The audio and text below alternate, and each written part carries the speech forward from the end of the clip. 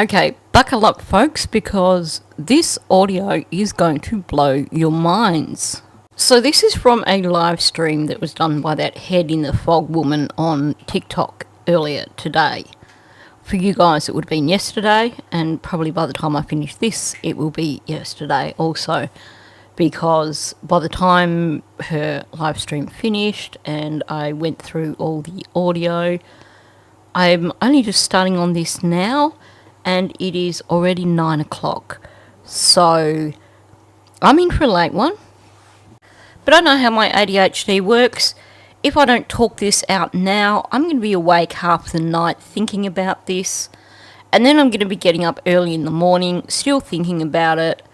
And it's just not a good scenario. So I might as well just talk it out now, go through it with you guys, and it's one less thing off my mind. Now, I've been told by people that were in the live stream right through that this woman was booting any content creators that came in as soon as they came in and basically blocking them so they couldn't listen. So if you're a content creator, you're listening to this now and you want a copy of this audio, then bump me an email. I'm not going to gatekeep this. I'm more than happy to share all the audio that I have here. So yeah, if you're wanting this audio, just drop me a line.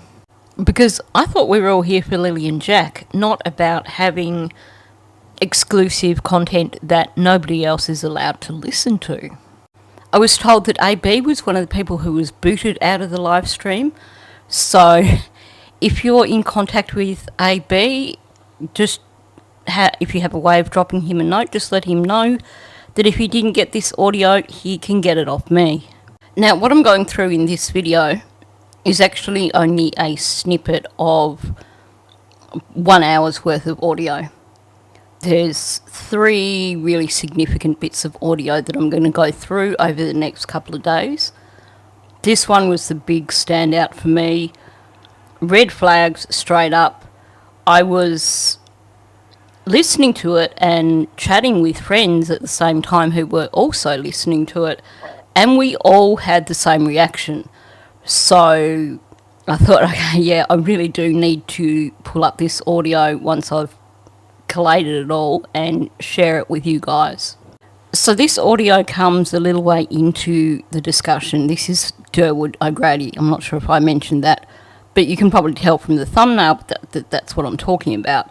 So this audio is from a little way in, and it kind of came out of the blue, and it certainly took me by surprise.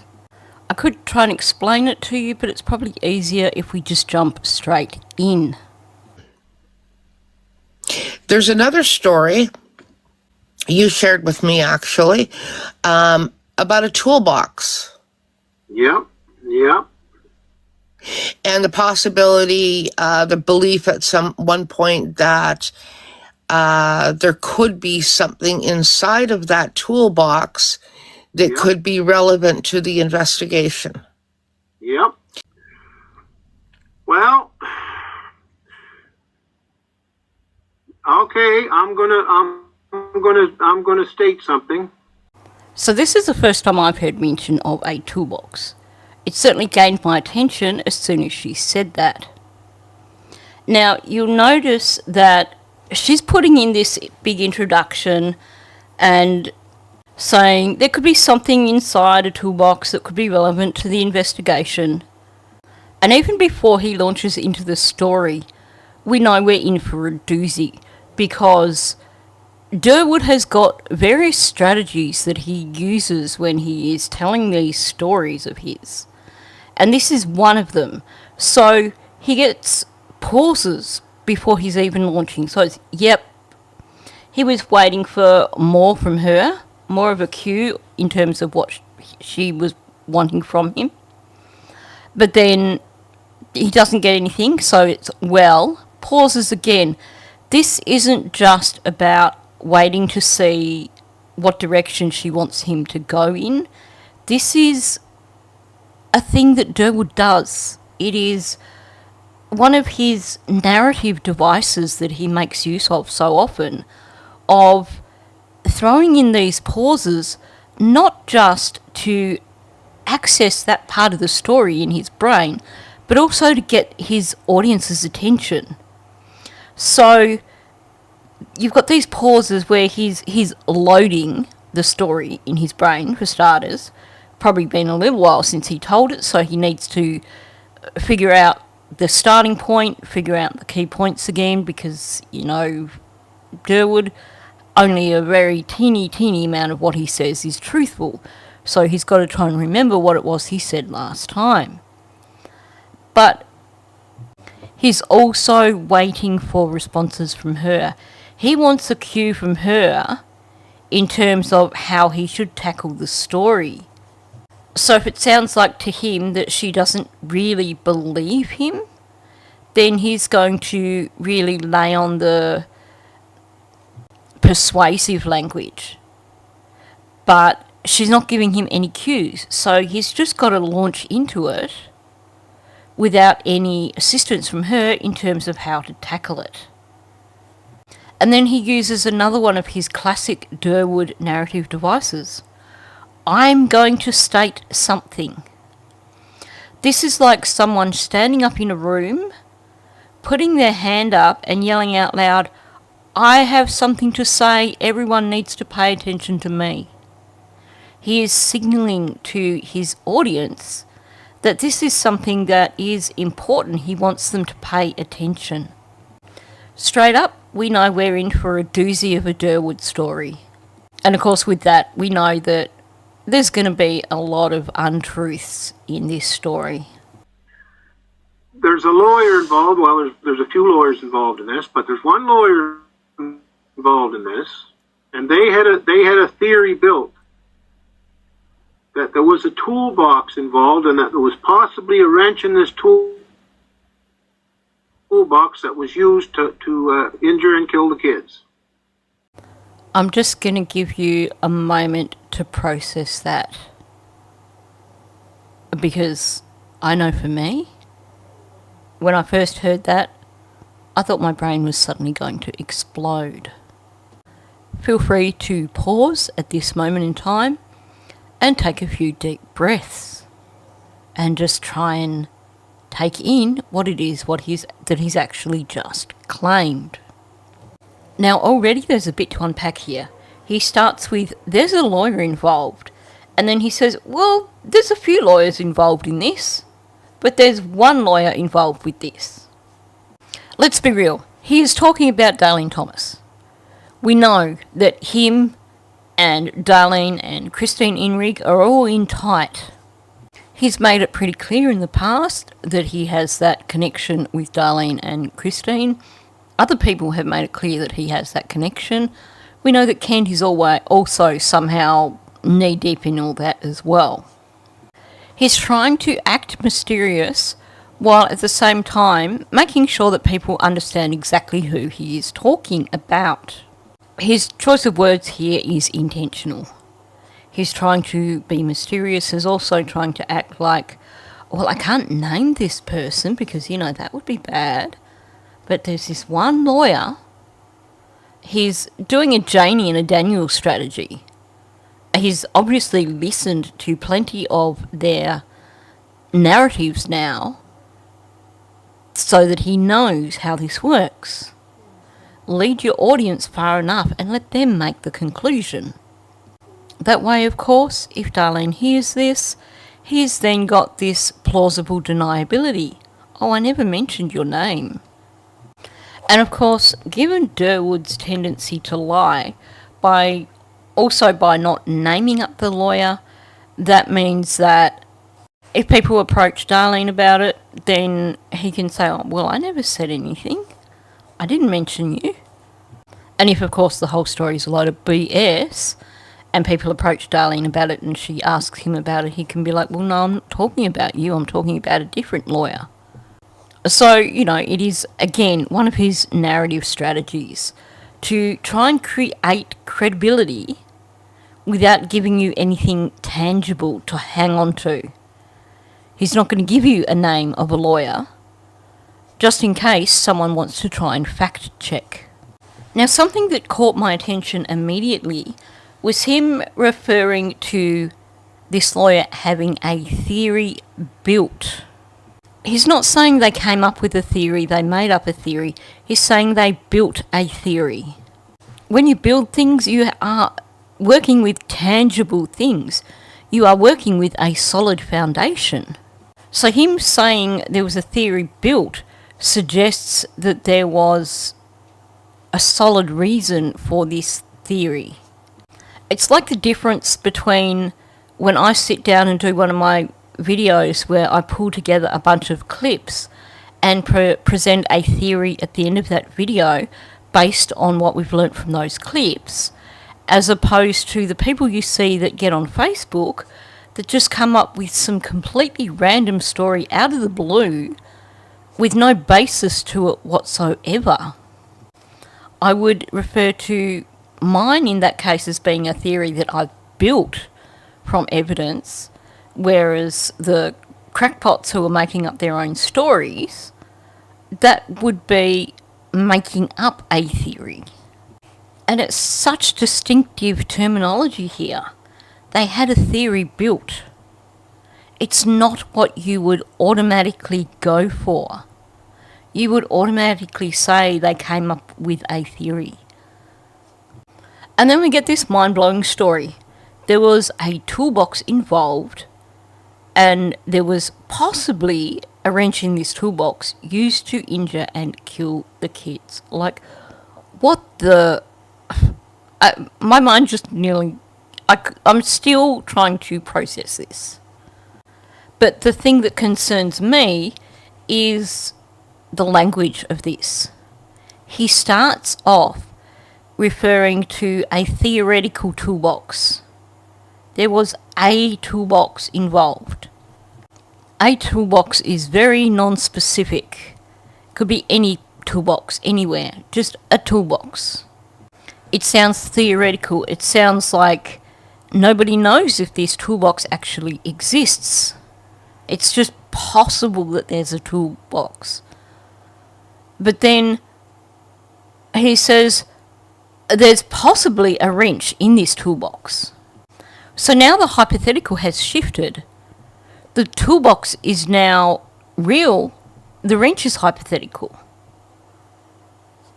Because he's saying there is a possibly a wrench in this toolbox. It's no longer a toolbox, but this toolbox that I'm telling you about right now, there's possibly a wrench in it. But he's creating plausible deniability here. Saying there's possibly a wrench in this toolbox is basically, well, if there is a wrench, I know nothing about it. I know absolutely nothing about any of this. So possibly there's a wrench, but I really couldn't confirm this for you. But to me, it also brings to mind that situation of someone not wanting to admit to something. So you're meant to do something for someone as a favour and you forget. They ask you about it and you're kind of embarrassed about it, so you're like, well, I possibly might have forgotten to do that. It seems like he's shifting his hypotheticals around quite a bit. So the toolbox started off being hypothetical, but then it was a real toolbox, and then the wrench was hypothetical. This is all his way of distancing himself from the situation as well. I know nothing. This is just speculation. Nothing to do with me. Look the other way. But here's the thing that concerns me. We've heard mention of a wrench from Daniel and Malaya. And it was in such an odd way. It's in the documents. Malaya talks about there having been a wrench on top of the front door. And that's how they know the children didn't get out the front door. Then you have Daniel's version where there isn't a wrench on top of the door. He says he jammed a wrench or a bolt in the door to make sure it didn't come open. Didn't really know which one it was. He was a bit vague about it. And then he talks about ripping the door open and a piece of metal falling on the floor. To me, both their stories stink to high heaven. And to me, it sounds like they're trying to avoid describing something that happened that wasn't what they're talking about. And especially when you hear Daniel talking about ripping open the door and a piece of metal falling on the floor, that to me is suggestive of the door being somehow damaged due to an act of violence. And we have this reference with regards to the door possibly sounding like an act of violence, and a wrench is involved. And now we have Derwood talking about a toolbox that may have possibly had a wrench in it that could have been used to injure and kill the children. And the cold way that he says it, it's just so matter of fact. This guy tries to act like he really cares about these children, but you get this, we had that comment about a box of bones.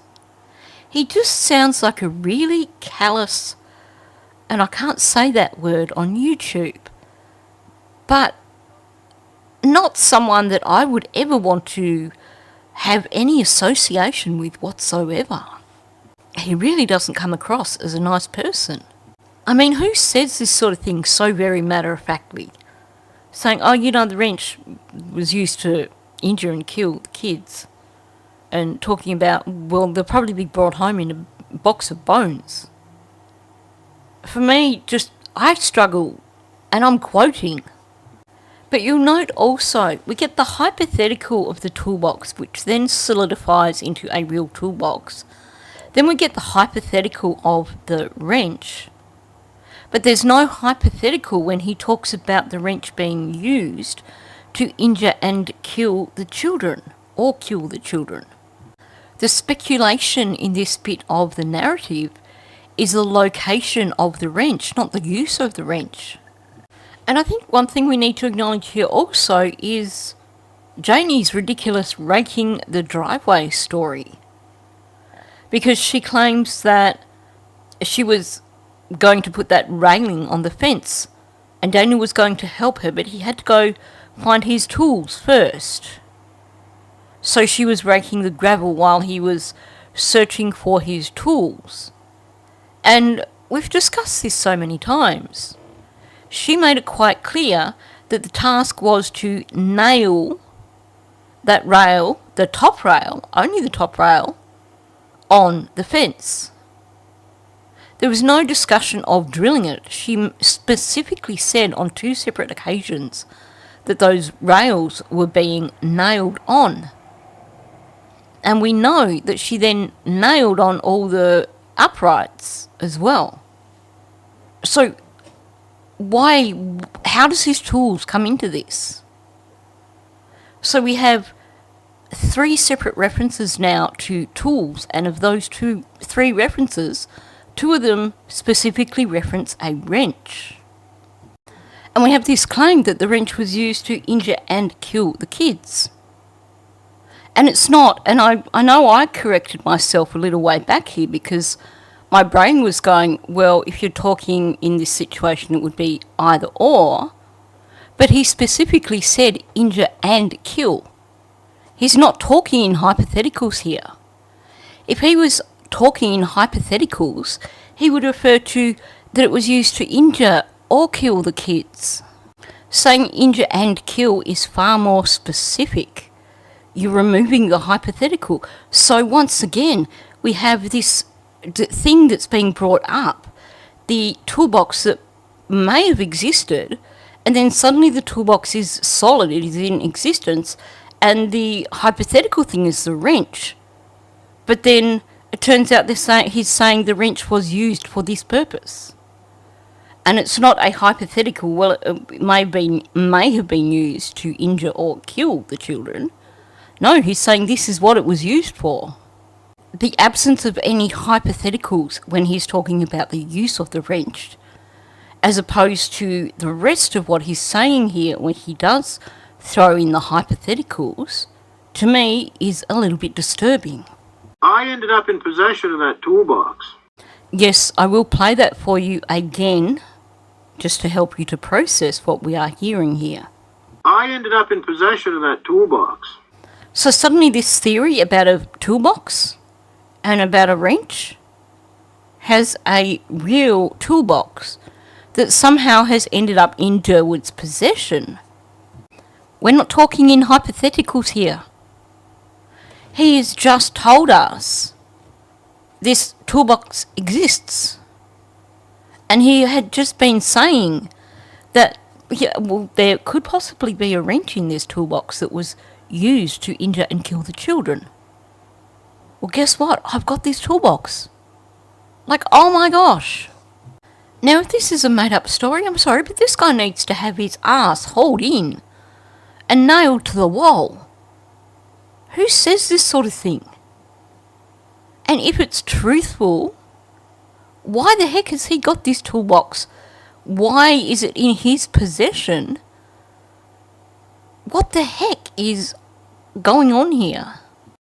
See, I'm in two minds about this information because we've heard enough of Derwood's stories to know that he believes his stories.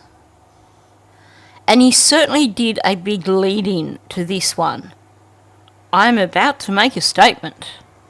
He wanted to make sure that he had people's attention before he gave this story. But what has he got to gain? What is the motivation here for coming up with this story? In other parts of this interview, he once again claims that Daniel has nothing to do with it, and he even makes allegations. He, at one point, claims that CPS kidnapped the children. He claims that people from the reserve kidnapped the children. He claims that people have kidnapped the children to keep them safe, and that he's pleased with them, and he thanks them, and so on one hand, he's presenting this idea that the children were taken and are being kept safe somewhere. But now he's talking about this toolbox. And he's talking about this story of a wrench being in this toolbox that was used to kill the children. And he's just so very nonchalant about it. I just cannot connect the dots here. Why is he saying this? Why is he sharing this? If this lawyer went to him with this thing, it's the sort of thing that most people would be so horrified at the suggestion of it that they wouldn't be able to then turn around and vocalise it to just publicly say, hey, guess what? This lawyer thinks I've got this. And why? Why is he offering this information up? There's so many red flags here. And when this theory was held back on me for a while because the lawyer was actually fishing me for information, and I knew it, but that was all right. I don't mind that, because if I believe if you're telling the truth, well, it's not going to hurt you. Tell the truth. So I was telling this lawyer the truth and passing information back and forth, and the lawyer told me some things that, as far as I'm concerned, the lawyer shouldn't have been saying. But anyway, that's all right. Confidential information it was supposed to be. Okay, can we just acknowledge that whole bit there is just a load of BS? He is just using some of his usual narrative devices. He's trying to add substance to his story by adding in these interactions. And he's trying to convey a level of personal tension. You know, this lawyer was just playing him. They were just fishing for information. So he's trying to make it out like this is an experience that he went through, and it's the whole point here is this is just all made up BS from him. I can tell you that straight up. This is made up BS. This is one of his classic devices that he uses with his narratives, and it is just to build up his story. It's also his way of giving the lawyer a more solid presence, making her three-dimensional. So it's trying to add credibility to his story by giving the person involved, or the person that he's using in his story, a role that is substantial in terms of, look, they did these things and they said these things, therefore my story must be real because, see, I've got this person who's doing a role in it as well. I'm not just giving you a hollow narrative.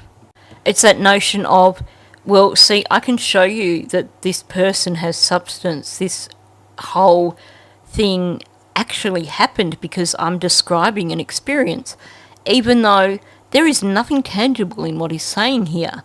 It's just really vague, nothing solid in terms of, she said this, she did this. How do we know? How does he know she was fishing?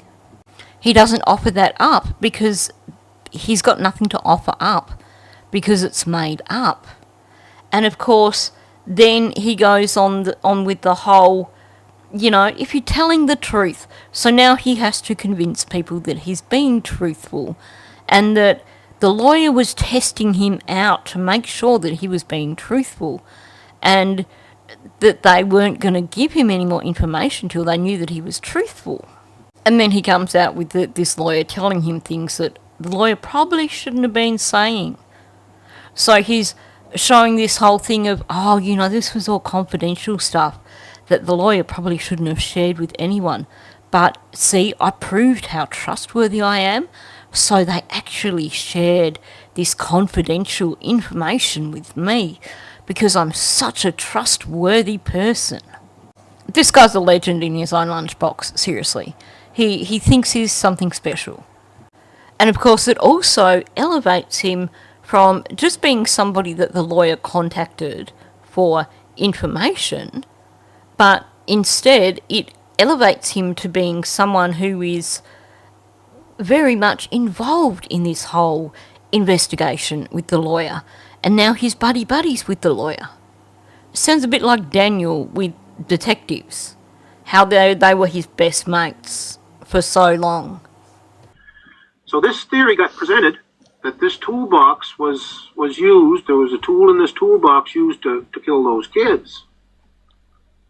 So I asked the lawyer, I hope you reported this to a major crimes then, if that's the case, because I knew it wasn't true. Just long story short, personal experience, being there, seeing what I saw, knowing what I know, I knew it was not true. Okay, there's quite a bit to unpack here, so I won't jump straight to the thing that really grabbed my attention. I will get to that. So after telling us that this lawyer discovered the existence of this toolbox that just happens to be in his possession, now he's gone from the theory having originally been something that was built to being just a theory. So he's now downgrading it. It's no longer significant. It no longer has any worth. Now you probably noticed that each time he talks about the wrench or the tool being used to kill the children, he's putting it in a passive voice. He's not saying that it was used by a particular person or it was used by somebody. There is no person attached to the action. It was just used. And along with that, you get him stumbling over to kill. He's like, to kill. So why is there no mention of who? Why is he even suggesting this when he's other times claiming the children were happily removed from the property and are living the best life ever, being spoilt rotten and looked after and all that yada yada. But why is he trying to avoid attaching anybody to this action? Why is he hesitating over saying this? Does this come from it being a made-up story? Or does it come from him not wanting to dob somebody in? Because it's hard to tell with Derwood because he believes his own stories. If you go back and listen to a lot of the stories that he was putting out originally, the way he tells them it sounds like he actually believes all this BS that he's coming out with. We're talking about a guy here who is a compulsive liar. Lying for him is like breathing for other people. And it seems that when he's coming out with these lies, he does believe himself. So this makes it really, really hard to figure out the motivation here and to figure out what's going on when we get this hesitation. I mean, going back to the passive voice, it could be he's using the passive voice to protect someone, or it could be he's using the passive voice because it is a made-up story, so he's not going to dob anyone in using a made-up story.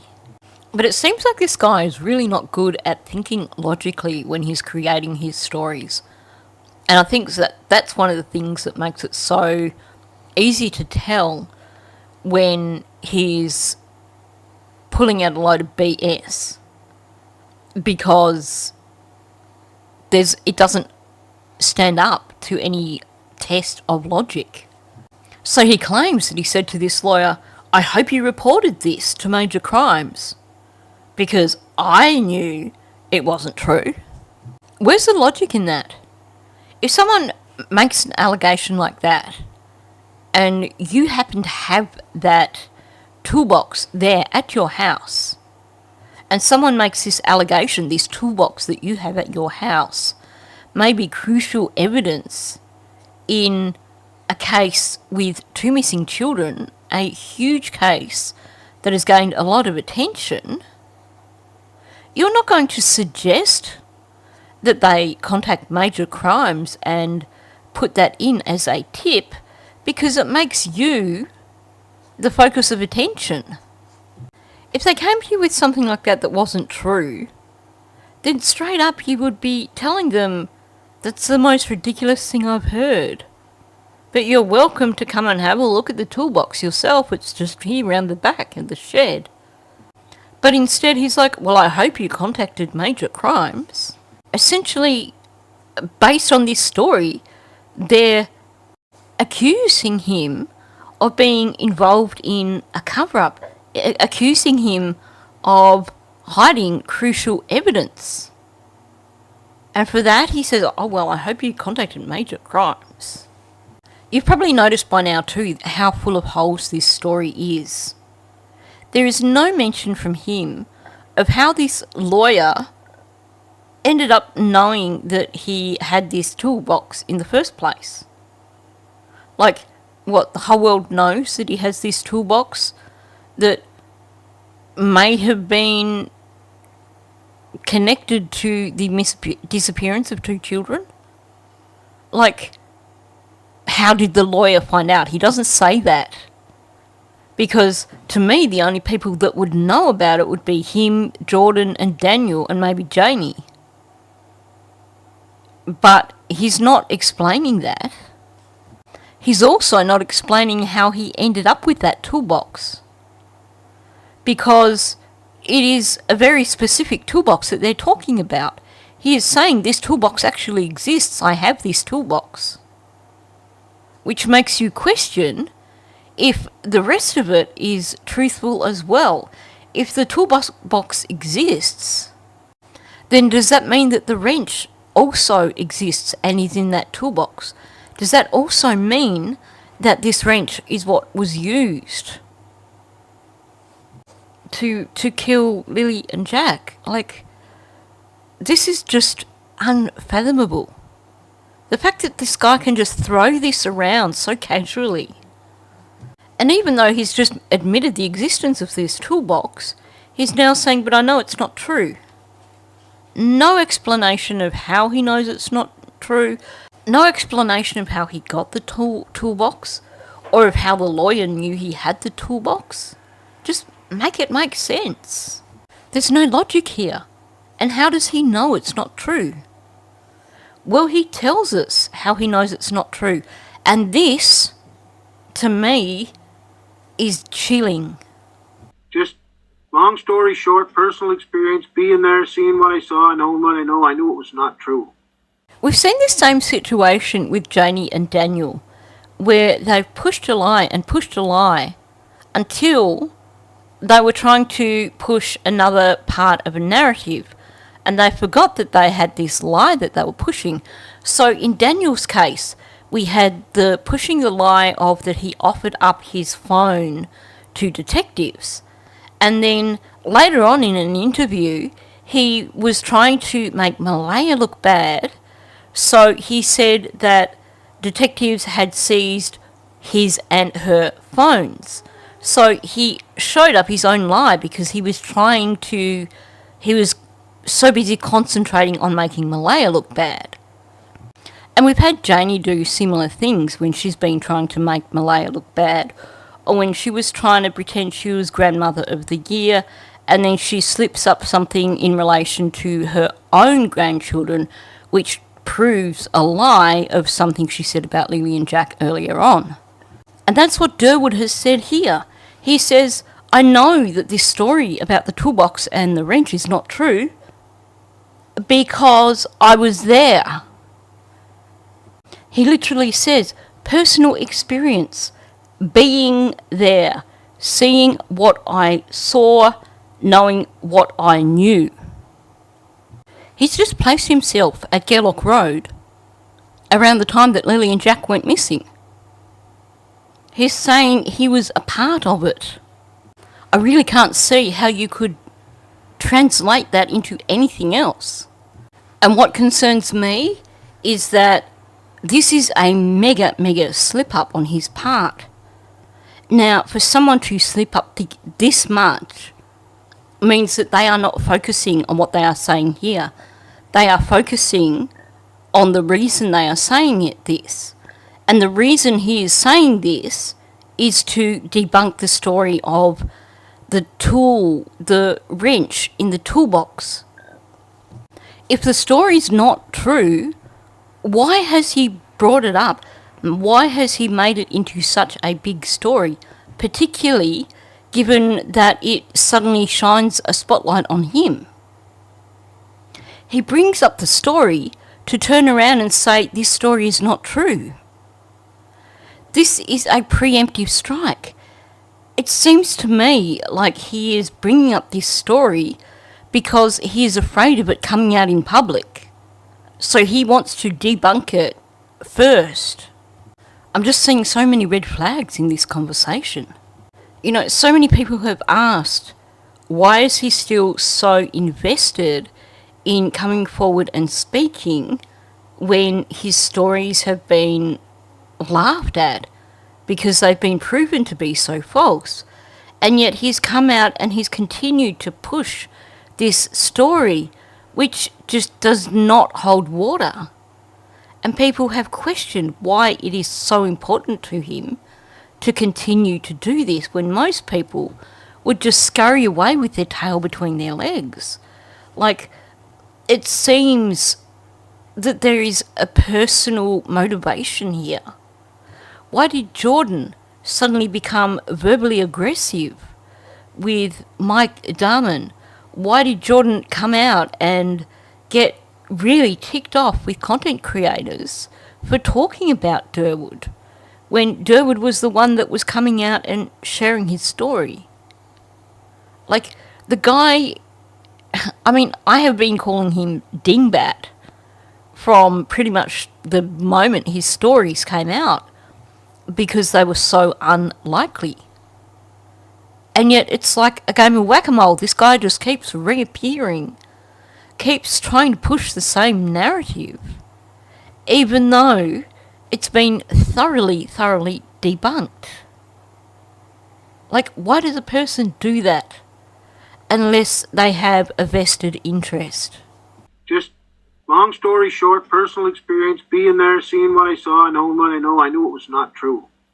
Just long story short, personal experience, being there, seeing what I saw, knowing what I know, I knew it was not true. Now, this was only a few weeks ago.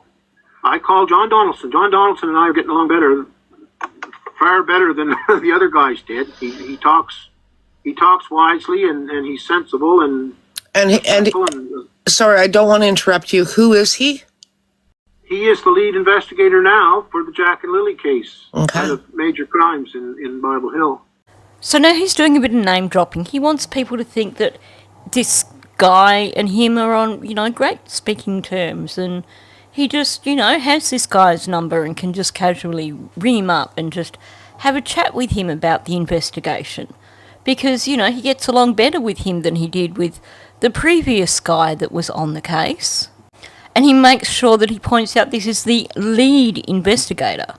Because, Derwood is so important that he's only going to talk to the lead investigator.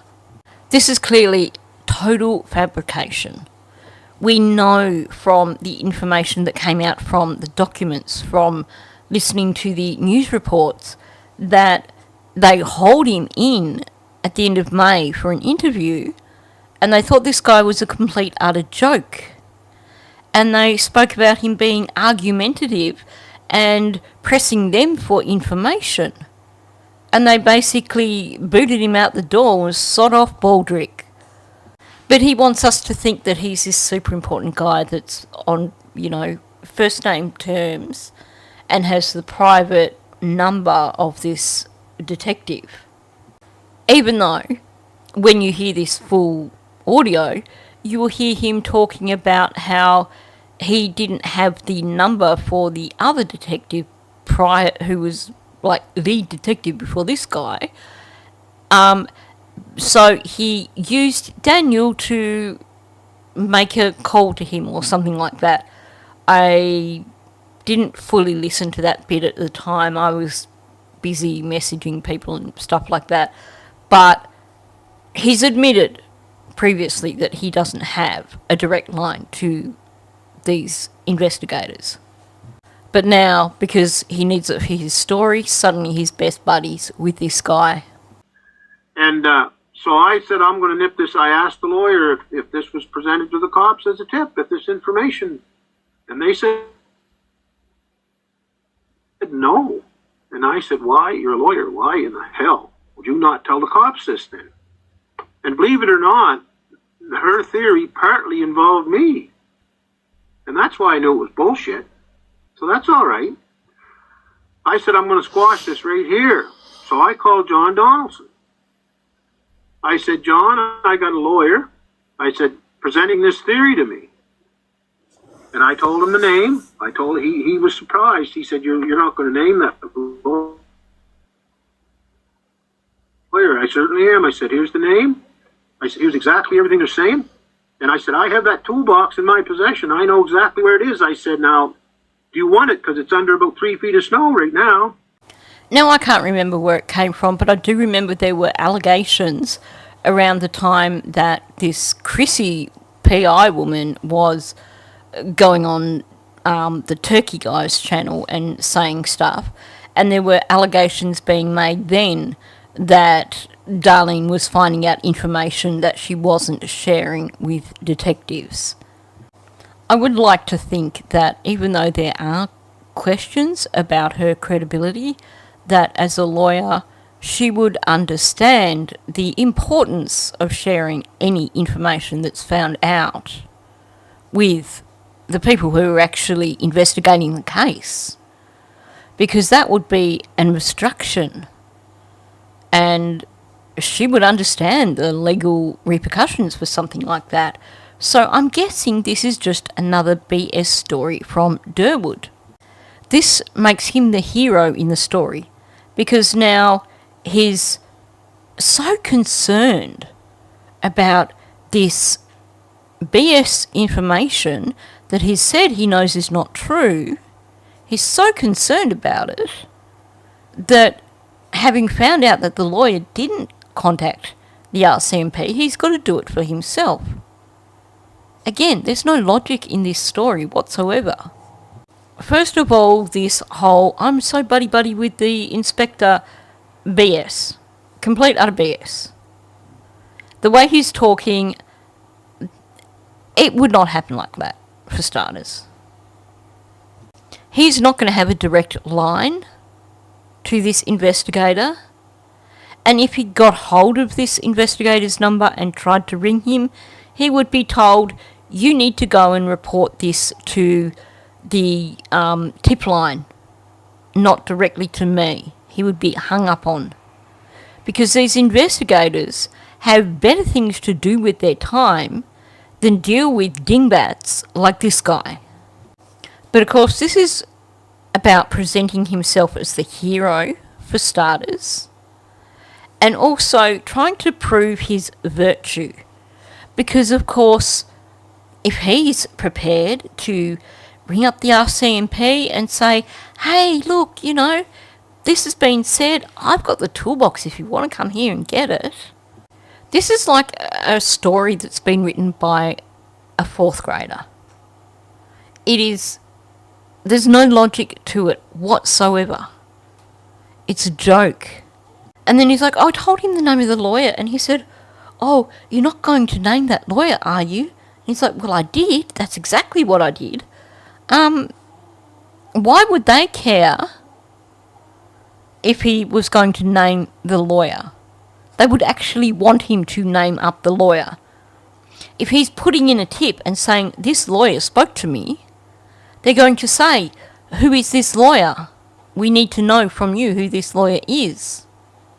And then they're going to haul that person in and question them over holding back crucial information for the case. So I don't know what was going on in his mind when he came up with that little bit of the story. Because clearly he's just gone off into the realms of fantasy here. I can bet you this conversation never, ever, ever happened. So the question is, when did this story tip over from having some factual elements to being pure fiction? And I mean, this ridiculous thing of, oh, I've got this toolbox in my possession, and I know where it is. If you want it, you can come and get it, but, you know, it's under 3 feet of snow, so I'll have to get it out for you, just in case you want it for evidence. It's like he's having a casual conversation with a mate who needs to borrow a lawnmower. Oh, look, you know, I've got one here out the back if you want to come round and I'll drag it out for you. But here's the next question. This guy apparently has all these sheds on his property. He has this little barn or shed where he does his little hobbies and things like that. And yet this toolbox is outside under 3 feet of snow. Why? Well, what is the situation here? Who leaves a toolbox sitting outside under snow? And I said, if you want it, I'll put a pair of gloves on and dig it out for you so that I don't, if there is evidence in it, like if there is, what do you call it, blood or anything like that, DNA in it, I don't want to interfere with it, so I'll make sure I put gloves. If you want me to do that, I said, or if you don't, you come here. And I said, you and I'll go and I'll help you take it out, get it out from underneath snowbank, and I want you to have it. Now, do you know what he said to me? What? He said, don't bother. I said, why? He said, I know that's all bullshit anyway. I know that theory's bullshit anyway. Okay, this conversation with the inspector never happened. We can put money on that as a certainty. It's just complete utter BS what he's saying here. And saying, oh, you know, I'll put gloves on and I'll pull it out for you. But I will put gloves on because I don't want to interfere with it. Well, if you know that toolbox is somehow connected with the disappearance of Lily and Jack, then you having it on your property and keeping it on your property is interference. That is you holding evidence. Like, this story is just, it makes no sense. But it seems like he has offered it up for a reason. And to me, it seems that the reason he's offered it up is to say, for starters, nobody needs to contact the RCMP about this story because I've already done that and they've laughed it off. But also to get out ahead of the pack so that if this gets brought out by someone else, then he can say, look, I already spoke about this, see, it's got nothing to do with it. Like, Why offer up this information? This is something he has volunteered. And it's something that he's volunteered to her previously. I really think it's about time that the RCMP hauled this guy in and thoroughly interrogated him. He really does sound like he is involved in this case somehow. And then we get this laughable claim that the inspector said, oh, don't bother, because we know it's BS anyway. We know about it. We know it's BS, so we don't want that toolbox anyway, because it doesn't matter. Said no detective ever in the history of mankind. If someone puts in a tip relating to the case, they have to follow it up. They're not going to just go, oh, we think that's BS, so we're not going to come and collect this. Unless they've basically listened to some sort of BS story from Derwood that isn't the same as what he's telling us here, they're not going to turn around and be like, yeah, no, we're not interested. Because they're not going to pass up on a tip, especially not a tip that could be about potential evidence in this case that could essentially be the smoking gun. Does this guy even think what he's saying before he blurts out these ridiculous stories? Or does he just blurt them out and hope that people are going to believe him? And yes, it's past bedtime for Amira. That is her. You can hear her snoring away under my desk. So I still got the toolbox. Toolbox is still under about 3 feet of snow. And that's another reason amongst 20 of them that I know these police. They know what happened. So this makes it sound like he is trying to sell us again on his abduction story. They know that someone has the children and that the children aren't deceased, so therefore they're not interested in this toolbox. Whereas we know that is complete utter BS, because how many times have RCMP said this is not an abduction? They've not been abducted by CPS. They've not been abducted by Michelle Glasgow or by Cindy Murray.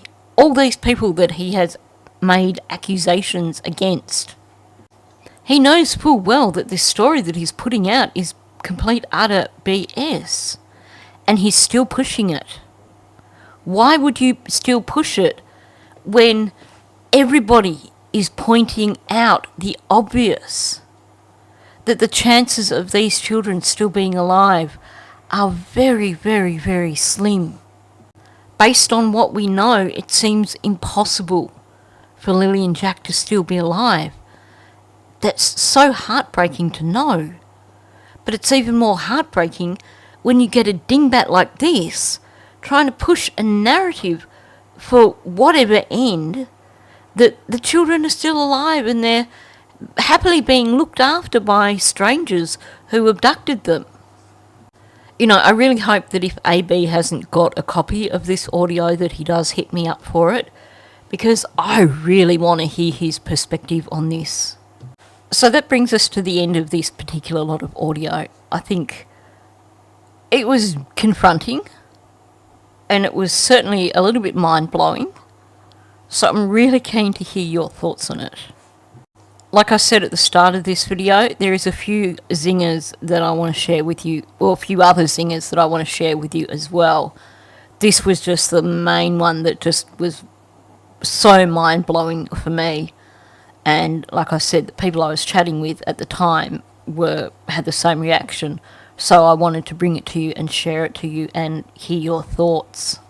So tune in again tomorrow. I'm going to do some more of this tomorrow. I will come back to discussing some of that Janie audio because I think there are some significant things there that need to be addressed. But at the moment, while I have to speak about it. And from listening to this guy today, I really do hope that the RCMP haul his ass in and really give him a thorough interrogation. Anyway, I'm going to wrap it up there because it's nearly 11 o'clock and I think the chihuahuas are probably desperate to go to bed by now. So, thanks for listening. If you are new to my channel, please subscribe. Also, please hit that like button. That helps me get this out there into the algorithm. And please leave a comment below. Let me know your thoughts on this audio. And as I've mentioned before, I do my best to read everyone's... Well, I do read everyone's comments, but I do my best to respond to as many as possible. It's just there's not enough hours in the day these days. I absolutely love seeing so many comments on my videos, so I certainly don't want to discourage that at all.